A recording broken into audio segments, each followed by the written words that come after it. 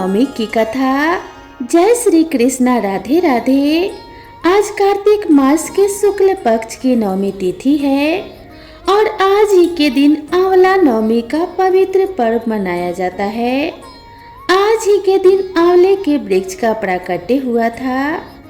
कार्तिक मास के शुक्ल पक्ष की नवमी तिथि से लेकर पूर्णिमा तिथि तक भगवान विष्णु आंवले के वृक्ष में निवास करते हैं। इसीलिए इस दिन आंवले के वृक्ष की पूजा अर्चना की जाती है। मान्यता है कि इससे आरोग्य, सुख, शांति और अखंड सौभाग्य, संतान सुख आदि की प्राप्ति होती है। इसे अक्षय नवमी भी कहा जाता है। कहते हैं इस दिन आंवले से कुछ खास उपाय करने पर माँ लक्ष्मी अक्षय पुण्य प्रदान करती हैं, यानी जिसका कभी नाश नहीं होता। आंवला नवमी के दिन श्री हरि को आंवला अवश्य अर्पित करें और फिर आंवले का दान करें।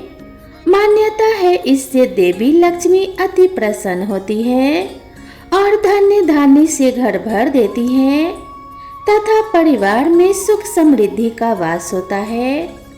आंवले के जल से स्नान करने से दरिद्रता दूर होती है तथा सब प्रकार के ऐश्वर्य प्राप्त होते हैं।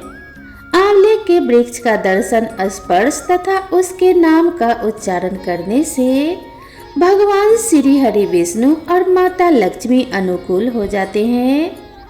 आज के दिन आंवले के वृक्ष के नीचे भोजन करना अति उत्तम माना गया है तथा आज के दिन आंवले का सेवन अवश्य करना चाहिए। आंवला नवमी का महत्व इसी बात से समझा जा सकता है क्योंकि इसी दिन द्वापर युग का आरंभ हुआ था, जिसमें स्वयं भगवान श्री कृष्ण ने जन्म लिया था। आंवला नवमी के दिन ही भगवान श्री कृष्ण ने वृंदावन गोकुल की गलियां छोड़कर मथुरा प्रस्थान किया था। संतान और पारिवारिक सुखों के प्राप्ति के लिए रखा जाता है यह व्रत। इस दिन उन्होंने अपनी बाल लीलाओं का त्याग करके कर्तव्य के पथ पर पहला कदम रखा था। इसी दिन से वृंदावन की परिक्रमा भी प्रारंभ होती है। आंवला नवमी का व्रत संतान और पारिवारिक सुखों की प्राप्ति के लिए किया जाता है। यह व्रत पति पत्नी साथ में रखे तो उन्हें इसका 2 गुना शुभ फल प्राप्त होता है। आंवला नवमी के दिन स्नान आदि करके किसी आंवले के वृक्ष के समीप जाएं। उसके आसपास सफाई करके आंवला वृक्ष की जड़ में शुद्ध जल अर्पित करें। फिर उसकी जड़ में कच्चा दूध डालें। पूजन सामग्रियों से वृक्ष की पूजा करें और उसके तने पर कच्चा सूत या मौली 4 परिक्रमा करते हुए लपेटें। कुछ जगह पर 108 परिक्रमा भी की जाती है। इसके बाद परिवार की सुख समृद्धि की कामना करके वृक्ष के नीचे ही बैठकर परिवार मित्रों सहित भोजन किया जाता है। आंवला को वेद पुराणों में अत्यंत उपयोगी और पूजनीय कहा गया है। आंवला का संबंध कनकधारा स्तोत्र से भी है। तो आज मैं आप सभी को सुना रही हूँ आंवला नवमी की 4 कथाएं। इन कथाओं को सुनने से अनंत फलों की प्राप्ति होती है। साथ ही साथ भगवान श्री लक्ष्मी नारायण जी की असीम कृपा प्राप्त होती है। तो आप लोग बड़ी ही श्रद्धा और प्रसन्न चित्त मन से इन कथाओं को पूरा अवश्य सुनिएगा। तो आइए अब श्रवण करते हैं आंवला नवमी की पहली कथा। एक राज्य में आंवलिया नाम का एक राजा था। राजा ने यह निश्चय कर रखा था कि वह अपनी प्रजा में रोजाना 1.25 मन आंवले का दान किया करेगा। उसके बाद ही भोजन ग्रहण करेगा। अपनी प्रतिज्ञा के अनुसार राजा ऐसा ही किया करता था, लेकिन उसके बेटे और बहू को यह बात पसंद नहीं थी।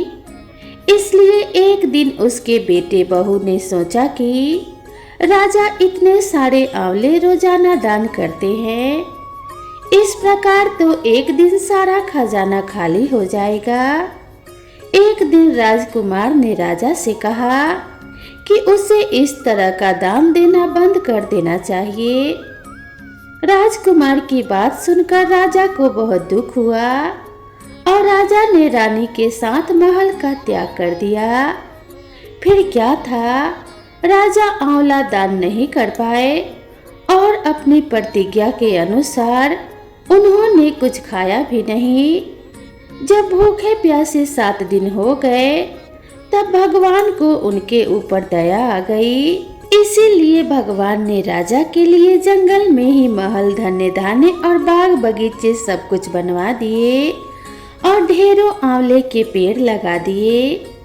जब अगली सुबह राजा रानी ने यह देखा कि जंगल में उनके राज्य से भी 2 गुना राज्य बसा हुआ है, तब राजा रानी से कहने लगे कि रानी देखो, कहते हैं ना, कभी भी सत्य का साथ नहीं छोड़ना चाहिए।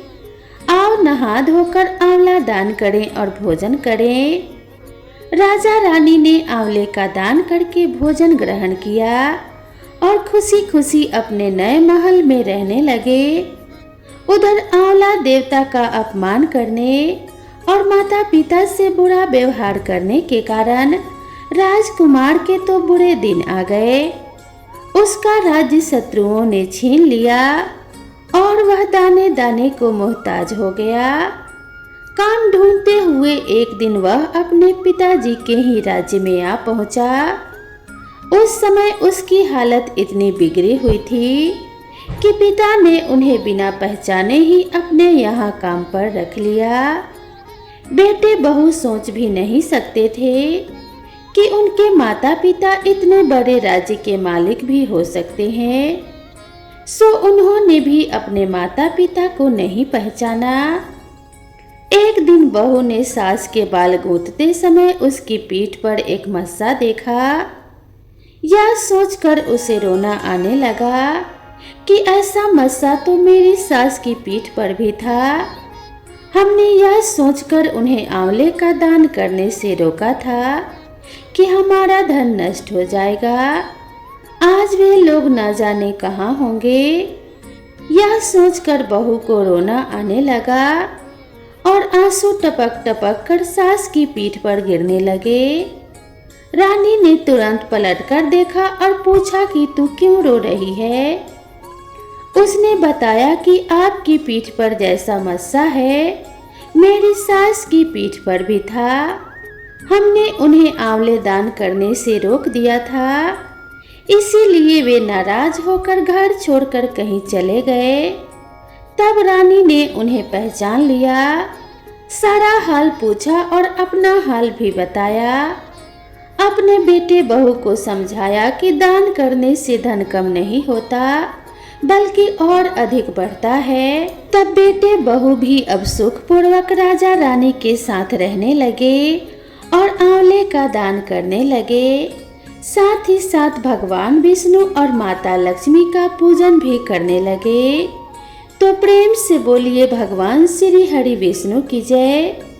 अब आइए श्रवण करते हैं आंवला नवमी की दूसरी कथा। एक बार माता लक्ष्मी जी धरती पर घूमने के लिए आई।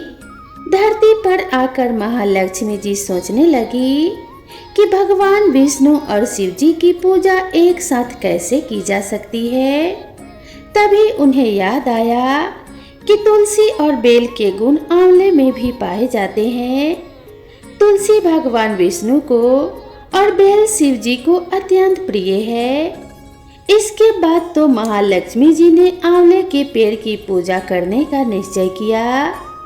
महालक्ष्मी जी की भक्ति और पूजा से प्रसन्न होकर भगवान विष्णु और शिव जी साक्षात प्रकट हुए। महालक्ष्मी जी ने आंवले के पेड़ के नीचे भोजन तैयार करके भगवान विष्णु और शिव जी को भोजन कराया। उसके बाद उन्होंने खुद भी वहीं बैठकर भोजन ग्रहण किया। मान्यताओं के अनुसार आंवला नवमी के दिन अगर कोई महिला आंवले के पेड़ की पूजा करके उसके नीचे बैठकर भोजन बनाती है और ग्रहण करती है तो भगवान विष्णु और भगवान शिव उसकी सभी मनोकामनाओं को पूर्ण करते हैं। इस दिन महिलाएं अपने संतान की दीर्घायु और अच्छे स्वास्थ्य को लेकर व्रत रखती हैं। निसंतान महिलाएं यदि संतान प्राप्ति की कामना से व्रत रखकर आंवले के पेड़ का पूजन करती है तो उन्हें संतान सुख की प्राप्ति होती है और संतान को लंबी आयु की प्राप्ति होती है। अब आइए श्रवण करते हैं आंवला नवमी की तीसरी कथा। काशी नगरी में एक निसंतान धर्मात्मा और दानी वैश्य रहता था।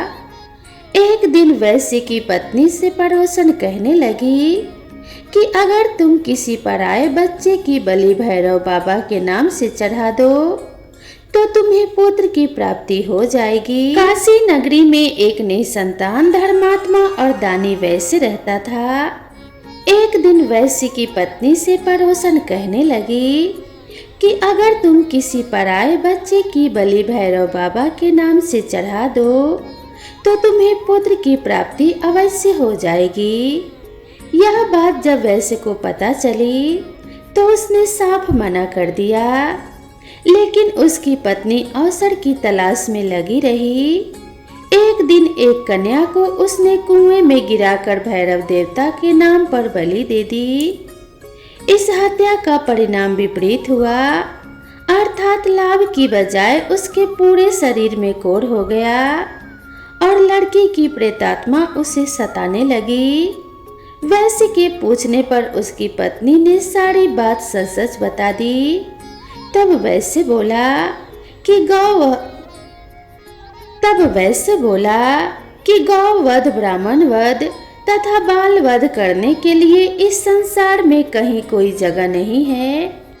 तब वैश्य बोला कि गौ वध, ब्राह्मण वध तथा बाल वध करने वाले के लिए इस संसार में कहीं कोई जगह नहीं है। इसीलिए तू गंगा तट पर जाकर भगवान का भजन कर और गंगा स्नान कर, तभी तू इस कष्ट से मुक्ति पा सकती है। अब वैश्य की पत्नी गंगा किनारे रहने लगी। कुछ दिन बाद गंगा माता एक वृद्ध महिला का वेश धारण करके उसके पास आई और बोली, अगर तुम मथुरा जाकर कार्तिक नवमी का व्रत तथा आंवले के वृक्ष की परिक्रमा और पूजा करोगी तो ऐसा करने से तेरा यह कोढ़ दूर हो जाएगा। वृद्ध महिला की बात सुनकर और उनकी बात मानकर वैश्य की पत्नी अपने पति से आज्ञा लेकर मथुरा जाकर विधि विधान से आंवले का पूजन तथा व्रत करने लगी। ऐसा करने से वह भगवान की कृपा से दिव्य शरीर वाली हो गई और फिर उसे एक सुंदर पुत्र रतन की प्राप्ति हुई। तो प्रेम से बोलिए भगवान विष्णु और माता लक्ष्मी की जय। अब आइए श्रवण करते हैं आंवला नवमी की अगली कथा, जिसे सुनने मात्र से सभी मनोकामनाएं पूरी होती है और सभी प्रकार के पाप नष्ट हो जाते हैं। एक कथा के अनुसार एक बार जगत गुरु आदि शंकराचार्य भिक्षा मांगने एक कुटिया के सामने रुके। वहां एक बूढ़ी औरत रहती थी जो अत्यंत गरीबी और दयनीय स्थिति में थी। शंकराचार्य की आवाज सुनकर वह बूढ़ी औरत बाहर आई। उसके हाथ में एक सूखा आंवला था।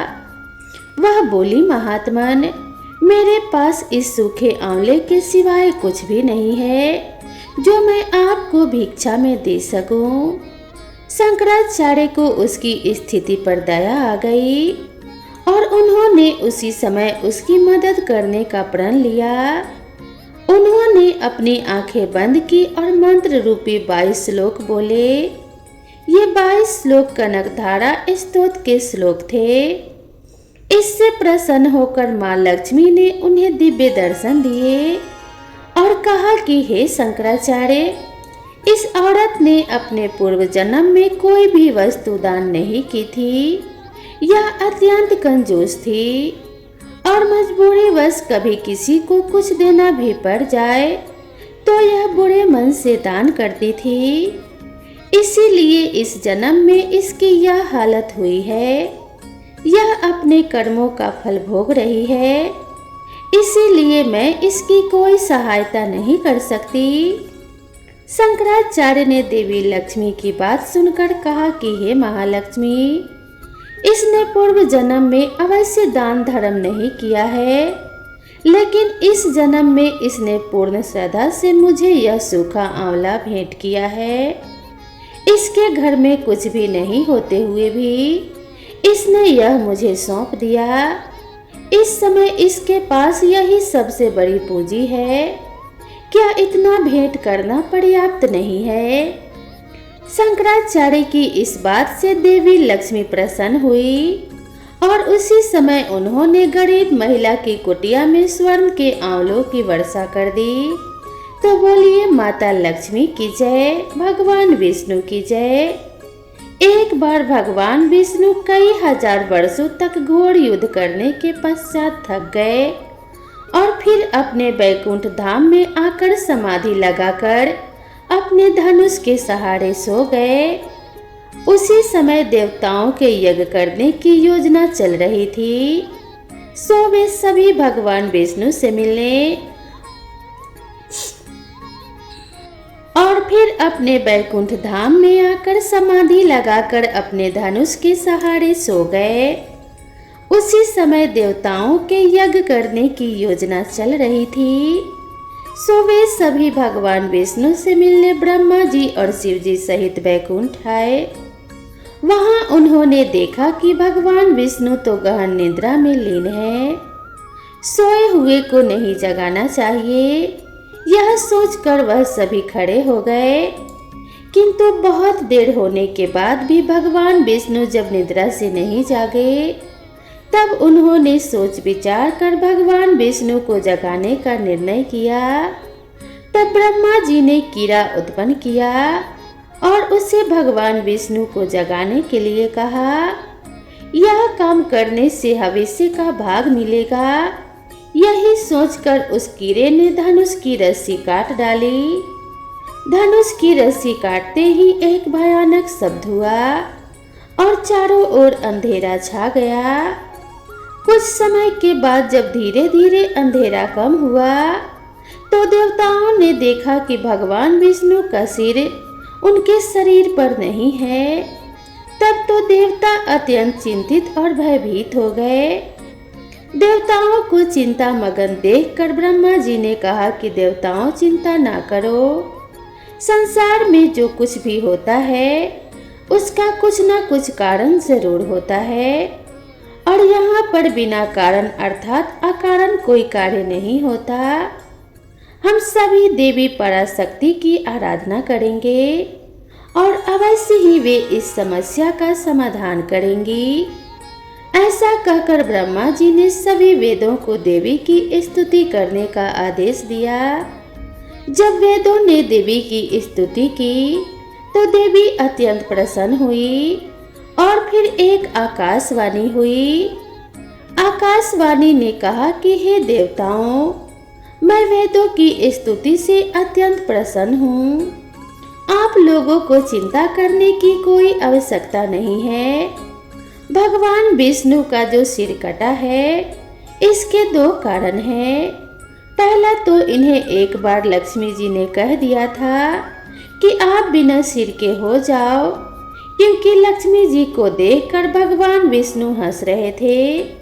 दूसरा कारण यह है हयग्रीव नाम के दैत्य का अंत करना। हयग्रीव नाम का एक दैत्य है, इसने अन्न जल सब कुछ त्याग कर 1000 वर्षों तक मेरी तपस्या की थी।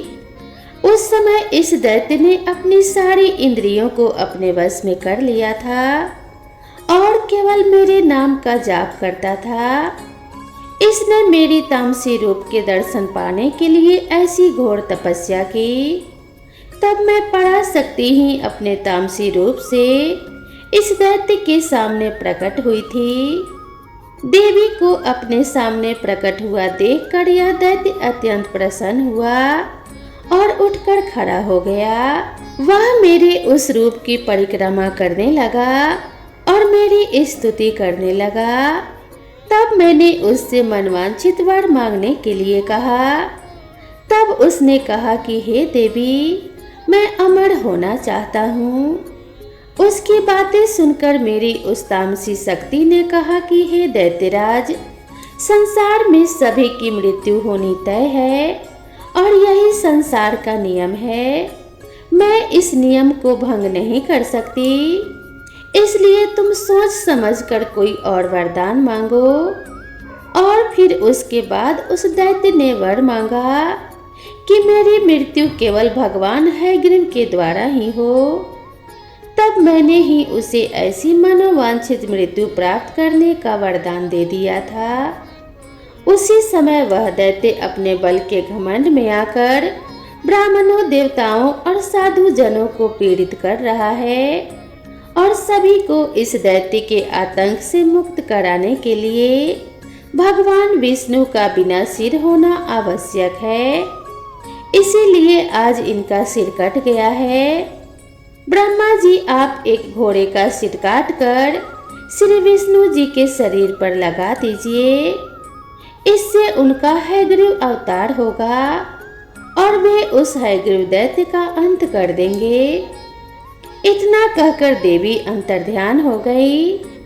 इसके बाद देवी के आदेशानुसार ब्रह्मा जी ने अपनी तलवार से घोड़े का सिर काटकर उसे भगवान विष्णु के शरीर पर लगा दिया और उसी क्षण भगवान विष्णु उठकर खड़े हो गए।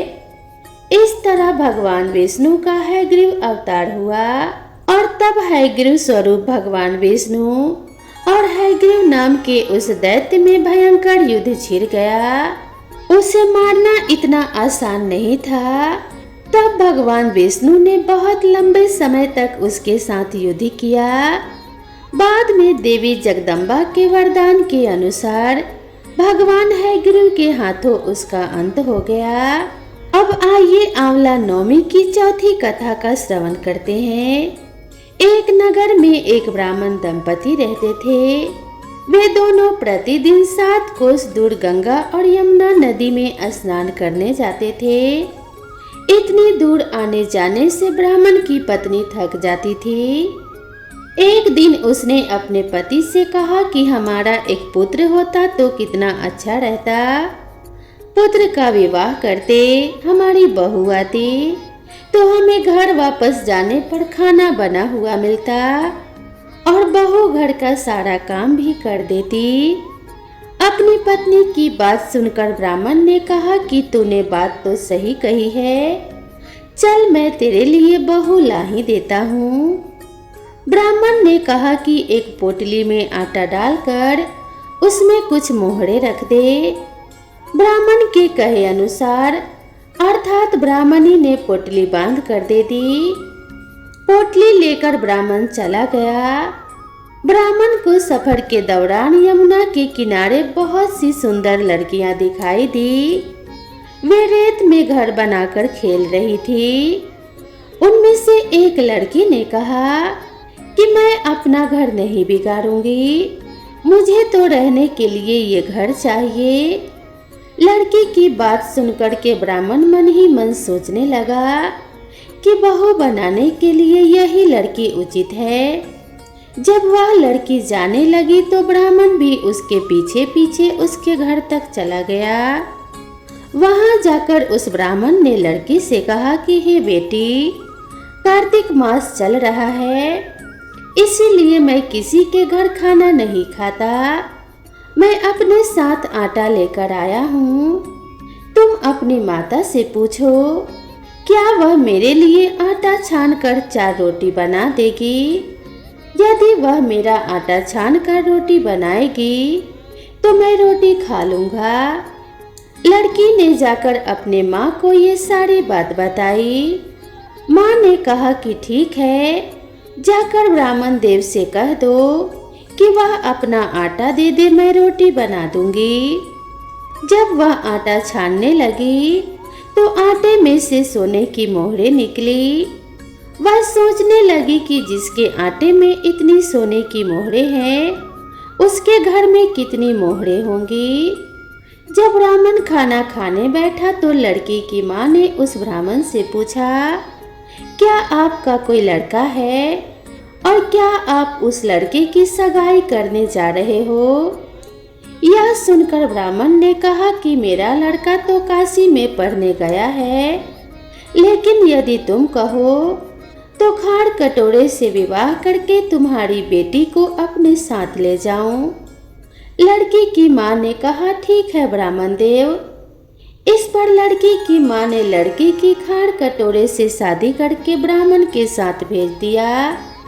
ब्राह्मण ने घर आकर कहा, रामू की माँ दरवाजा खोल कर देख, मैं तेरे लिए बहू लेकर आया हूँ। ब्राह्मण की पत्नी भीतर से ही बोली, हमारा तो कोई बेटा बेटी नहीं है, तो बहू कहाँ से ले आए? दुनिया ताने मारती थी, अब आप भी मारने लगे। ब्राह्मण ने कहा, तू दरवाजा खोल कर तो देख। जब ब्राह्मणी ने दरवाजा खोला तो सामने बहू को खड़ी देखा। उसने बहू का स्वागत किया और आदर सत्कार से अंदर ले गई। अब जब ब्राह्मण अपने पत्नी के साथ नदी स्नान करने जाता तो पीछे से बहू घर का सारा काम करके और खाना बना करके रखती थी। वह उनके कपड़े धोती और रात को हाथ पैर भी दबाती थी। इस तरह बहुत दिन बीत गए। ब्राह्मणी ने अपनी बहू से कहा कि बहू कभी भी चूल्हे की आग बुझने मत देना और मटके का पानी कभी खत्म होने मत देना। परंतु एक दिन चूल्हे की आग बुझ गई। यह देखकर बहू घबरा गई और भागी भागी अपने पड़ोसन के पास गई और कहा कि मेरे चूल्हे की आग बुझ गई है, इसलिए मुझे थोड़ी सी आग चाहिए। मेरे सास ससुर सुबह 5 बजे से गए हुए हैं, वह बहुत थक गए होंगे, इसलिए जब घर आएंगे तो मुझे उनके लिए खाना बनाना है। यह सुनकर पड़ोसन ने कहा कि तू तो बावली है, तुझे यह दोनों मिलकर पागल बना रहे हैं। इनका कोई पुत्र नहीं है, ये तो निसंतान है। बहू ने कहा कि नहीं नहीं, ऐसा मत बोलो, इनका बेटा तो काशी में पढ़ने गया है। इस पर पड़ोसन ने कहा कि यह तुझे झूठ बोलकर लाए हैं, मेरी बात को सच मान, इनका कोई बेटा नहीं है। अब बहू पड़ोसन की बातों में आ गई और कहने लगी कि अब आप ही बताओ कि मैं क्या करूं। पड़ोसन ने कहा कि करना क्या है, जब तुम्हारे सास ससुर आए तो जली हुई रोटियां बनाकर देना और बिना नमक की दाल बनाकर देना। खीर की कड़छी दाल में और दाल की कड़छी खीर में डाल देना। पड़ोसन ने उसे अच्छे से सिखा पढ़ा दिया था। फिर जब उसके सास ससुर घर आए तो उसने न तो उनका आदर सत्कार किया और न ही उनके कपड़े धोए। जब उसने अपने सास ससुर को खाना दिया तो सास बोली, बहू आज यह रोटियां जली हुई क्यों है और दाल भी पकी नहीं है। तब बहू ने पलटकर कहा कि एक दिन ऐसा खाना खा लोगे तो कुछ बिगड़ नहीं जाएगा तुम्हारा। सास ससुर को खरी खोटी सुनाकर वह फिर से पड़ोसन के पास गई और बोली कि अब आगे क्या करना है। पड़ोसन ने कहा कि अब तुम सातों कोठों की चाबी मांग लेना। अगले दिन जब स्नान करने के लिए उसके सास ससुर जाने लगे तो बहू अड़ गई कि मुझे तो सातों कोठों की चाबी चाहिए। तब ससुर ने कहा कि इसे चाबी दे दो। तब सास ने बहू को चाबी दे दी। सास ससुर के जाने के बाद जब बहू ने दरवाजे खोले तो देखा कि किसी में अन्न भरा है, किसी में धन भरा है और किसी कोठे में बर्तन पड़े हैं। जब उसने सबसे ऊपर का 7वां कोठा खोला तो देखा कि शिव जी पार्वती माता, गणेश जी लक्ष्मी माता जी, पीपल पथवाड़ी कार्तिक के ठाकुर, राय दामोदर तुलसी जी का बिरवा, गंगा जमुना और 33 कोटि देवी देवता विराजमान हैं। वहीं पर एक लड़का चंदन की चौकी पर बैठा माला जप रहा है। यह सब देखकर उसने लड़के से पूछा कि तुम कौन हो। तब लड़का बोला कि मैं तेरा पति हूँ। अभी दरवाजा बंद कर दे, जब मेरे माता पिता आएंगे तब दरवाजा खोलना। यह सब देखकर बहू बहुत खुश हुई और 16 श्रृंगार करके सुंदर वस्त्र पहनकर अपने सास ससुर का इंतजार करने लगी। उसने अपने सास ससुर के लिए अच्छे अच्छे पकवान बनाए। जब उसके सास ससुर घर पर आए तो उसने उनका आदर सत्कार किया और प्रेम पूर्वक खाना खिलाया और हाथ पैर दबाने लगी। पैर दबाते दबाते बहू ने कहा कि माँ, आप इतनी दूर गंगा जमुना स्नान करने के लिए जाती हो तो आप बहुत थक जाती हो, इसीलिए आप घर पर ही स्नान क्यों नहीं करती। यह सुनकर सास कहने लगी, बेटी, गंगा जमुना घर पर तो नहीं बहती है। तब उसने कहा कि हाँ माँ जी, बहती है, चलो मैं आपको दिखाती हूँ। जब बहू ने 7वां कोठा खोल कर दिखाया तो उसमें शिव जी, पार्वती जी, गणेश जी, लक्ष्मी जी, पीपल पथवारी कार्तिक के ठाकुर राय दामोदर, तुलसी जी का बिरवा, गंगा जमुना बह रही हैं और 33 कोटि देवी देवता विराजमान है। वही चौकी पर एक लड़का बैठा माला जप रहा है। माँ ने उसे देखकर कहा कि बेटा तू कौन है? लड़का बोला, माँ मैं तेरा बेटा हूँ। तब ब्राह्मणी ने पूछा कि तू कहाँ से आया है? लड़के ने जवाब दिया कि मुझे कार्तिक देव ने भेजा है। माँ ने कहा, बेटा यह संसार कैसे मानेगा कि तू मेरा बेटा है? माँ ने कुछ विद्वान पंडितों से मदद मांगी। पंडितों ने कहा, इस पार बहू बेटा खड़े हो जाएं और उस पर माँ खड़ी हो जाए। माँ चमड़े की अंगिया पहनी हो और छाती में से दूध की धार निकलकर बेटे की दाढ़ी मूछ भीगे और पवन पानी से गठजोड़ा बांधे, तब मानेंगे कि इस माँ का ही यह बेटा है। उसने ऐसा ही किया। चमड़े की अंगिया फट गई और छाती में से दूध की धार निकलकर बेटे की दाढ़ी मूछ भीग गई। पवन पानी से बहू बेटे का गठजोड़ बंध गया। यह सब देखकर ब्राह्मण और उसकी पत्नी की खुशी का ठिकाना न रहा। तो यह थी कार्तिक मास की कार्तिक स्नान की कथा। हे कार्तिक के ठाकुर, जैसे ब्राह्मण और ब्राह्मणी को बहू बेटा दिया वैसे सबको देना। कार्तिक मास की कथा कहने, सुनने और हुक्कारा भरने वाले सभी पर कृपा करना। हर हर महादेव। जय श्री हरि भगवान विष्णु की जय, माता लक्ष्मी की जय। दोस्तों, आप सभी को वीडियो कैसी लगी कृपया कमेंट करके ज़रूर बताएं। वीडियो पसंद आई हो तो वीडियो को एक लाइक करना ना भूलें। साथ ही चैनल पर पहली बार आए हैं तो चैनल को सब्सक्राइब करना ना भूलें। वीडियो के कमेंट बॉक्स में जय माता लक्ष्मी ज़रूर लिखें। माता लक्ष्मी आप सभी का कल्याण करें। तो मिलते हैं इसी तरह की नेक्स्ट वीडियो में, तब तक के लिए राधे राधे।